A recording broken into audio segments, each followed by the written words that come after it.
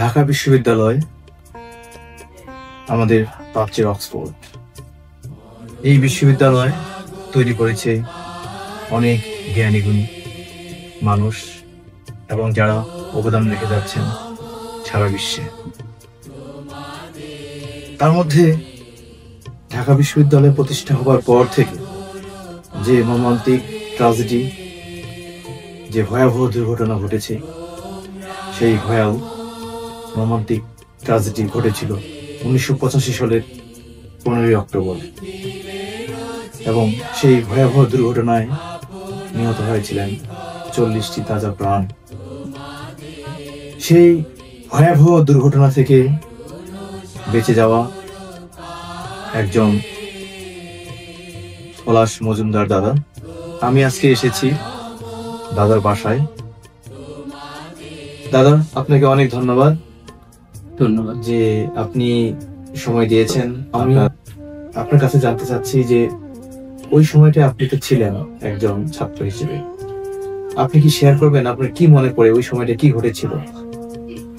ধন্যবাদ। প্রথমে আমি এই অক্টোবরের 15ই অক্টোবরে ঢাকা বিশ্ববিদ্যালয়ে যে মর্মান্তিক দুর্ঘটনা হয় এবং 40টি তাজা প্রাণ সেখানে হারাই, তাদের স্মৃতির প্রতি শ্রদ্ধা জানিয়ে আমি শুরু করছি।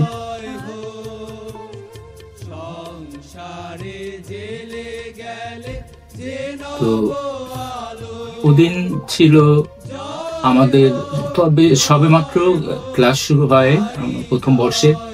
1 মাস ক্লাস শেষ হওয়ার পরে ওদিন শেষ ক্লাস ছিল, পরের দিন থেকে ছুটি। সে কারণে সবাই বাড়ি যাবে এবং দুর্গাপূজার ছুটি, একটা পুজোর আমেজে ছিল। এবং ওই একই দিনে ওই সন্ধ্যায় একটা খুবই জনপ্রিয় ধারাবাহিক নাটক হতো, যত মনে পড়ে, শুকতারা। তো ওটা ছিল সেদিন। এই কারণে ওদিন প্রচুর ছাত্রের ভিড় হয় ওখানে। আমিও রাতের খাবার শেষে ওখানে ঢোকার পরে ঠিক অডিটোরিয়ামের মাঝখানে কিছু বসার জায়গা ছিল, ওখানে বসি আমি এবং আমার এক বন্ধু এবং ভাই মুকেশ বিশ্বাস।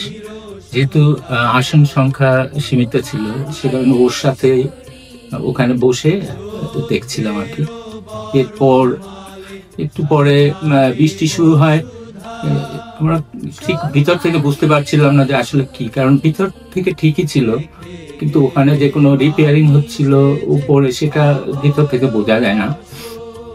তো একটু পরে একটু বৃষ্টির সামান্য জল পড়া শুরু হয় এবং যেহেতু আমরা দুজনে আসন শেয়ার করছিলাম, আমার পিছনের যে দর্শক ছিলেন ওনার তো দেখতে অসুবিধা হচ্ছিল, যে কারণে উনি বললেন একটু সরে বসার জন্য। তখন আমার মনে হলো না, যেহেতু দুজনে বসেছি এখান থেকে আমি চলে যাই।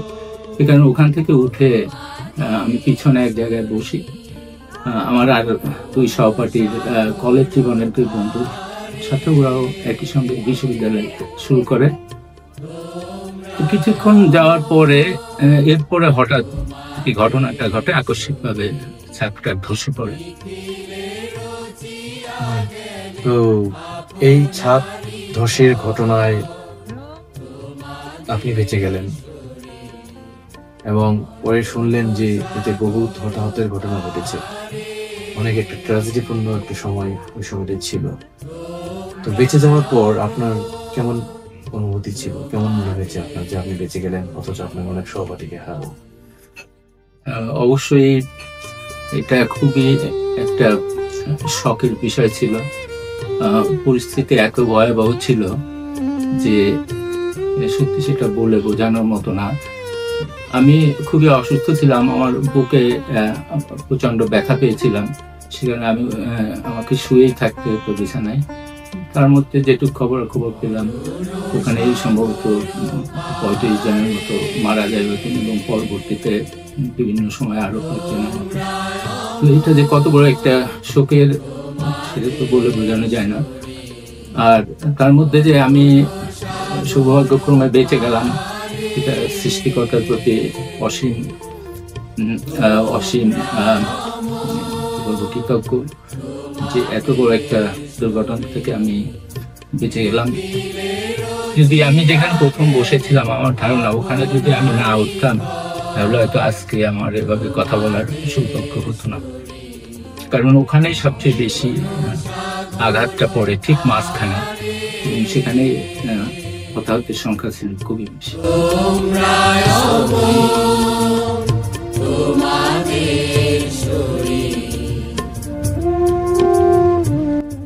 সেই শুকতারা নাটকের সাথে ঝরে গেল অনেকগুলো প্রাণ। আমাদের বিশ্ববিদ্যালয় জীবন সবে মাত্র শুরু হয়, মাত্র 1 মাস ক্লাস তখন আমাদের শেষ হয় প্রথম বর্ষে। যে কারণে আসলে জগন্নাথ হলে এত ছাত্র, সেখানে বিভিন্ন আমাদের সহপাঠীদের সবার সাথেও তখন আসলে পরিচয় হওয়ার মতো সময় আমি পাইনি। তবে পরবর্তীতে জানি যে আমার সহপাঠী আরো 2-এর অধিক তারাও আহত ছিল। তবে আমি বিশ্ববিদ্যালয় জীবন শুরু করার আগেই আমাদের স্থানীয় এক দাদা তপন মণ্ডল, ওনার সঙ্গে আমার খুব ভালো পরিচয় ছিল। উনি যেতেন আমাদের কলেজ হোস্টেলে মাঝে মধ্যে। দাদা দুর্ভাগ্যজনকভাবে দাদা ওই ঘটনায় নিহত হন। দাদার কথা খুব মনে পড়ে। 15 অক্টোবর আসলে সত্যি তপনদার কথা খুব মনে পড়ে। এটা অবশ্যই একটা খুবই জীবনের একটা খুবই বড় দুর্ঘটনা। এটার ইম্প্যাক্ট আসলে সারা জীবনের জন্যই থেকে যায়। বিশেষ করে যখন এই অক্টোবরের 15 তারিখ আসে, সেদিন সারাটা দিনে আমার আসলে ওই ঘটনার কথাই মনে আসে। দুভাবেই মনে করতে হয়। একটা হলো খুবই দুঃখের বিষয় যে এত বড় একটা দুর্ঘটনা ঘটে, এতগুলি প্রাণ, তাজা প্রাণ প্রতিদিনে আমরা হারাই। তবে পাশাপাশি সৃষ্টিকর্তার প্রতি আমার অশেষ কৃতজ্ঞতাও মনে জাগে এই দিন, যে তিনি আমাকে বাঁচিয়ে রেখেছেন, এখনো বেঁচে আছি। এই জন্য অবশ্যই সৃষ্টিকর্তার প্রতি একটা কৃতজ্ঞতা ভাব সবসময় স্মরণ করি।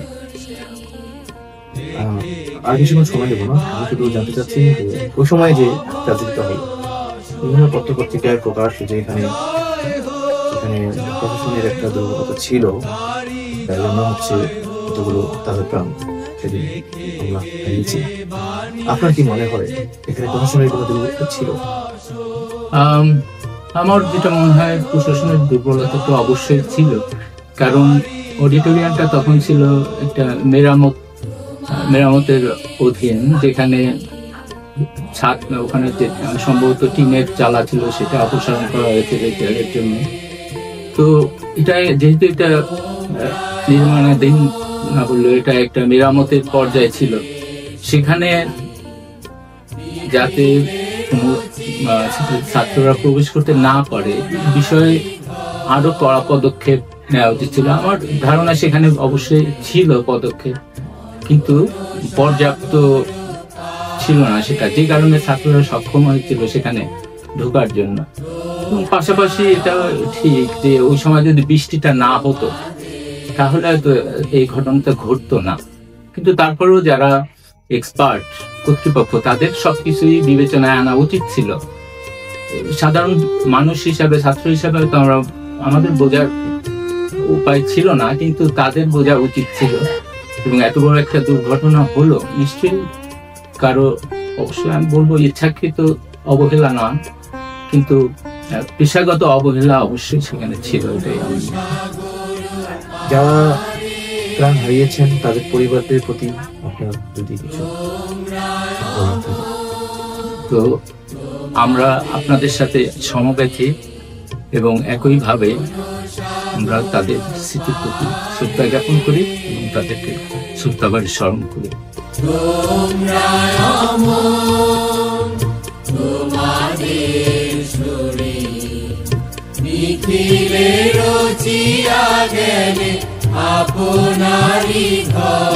জগন্নাথ ভাঙছে, কাল তো পলাশও আছে। সংবাদ শুনিয়ে পরে তো আমি খুব কাঁদছি। ভোরবেলা উঠি, আর অনেক লোকজন আমার বাড়ি আসলো, তাই আমি ভাবছি কি যেন কি বেতাল খবর নাকি, বেশি কাঁদতেছি। তারপরে তো মাস প্রায় বিছনা ধরা ছিল, ওরে না দেখা পর্যন্ত। আর আমার বড় মেয়ে এসে পাগল, মানে সবাই দেয় এমন কিছু। তারপরে তো কয়েকদিন পরে পলাশ আসলো, তারপরে আমরা শান্ত আর কি। দিনের থেকে আমি এটা গট পাতাইয়ে কি মঙ্গলচন্দ্র পুজো বাড়ি থাকলে তো প্রতি মঙ্গলবারেই করি। আপনাকে অনেক ধন্যবাদ। আপনার জীবনের জন্য অনেক শান্তিময় এবং আপনার দীর্ঘায়ু জীবন কামনা করছি মাসিমা। সবাই ভালো থাকুক, আমি তাই চাই। আমার তো এখন শেষের বেলা, আমার আর কয়দিন। আমি সবার জন্য আশীর্বাদ করি, সবাই ভালো থাকুক, আমি তো তাই চাই। সংসারে জেলে গেলে যে নব আলো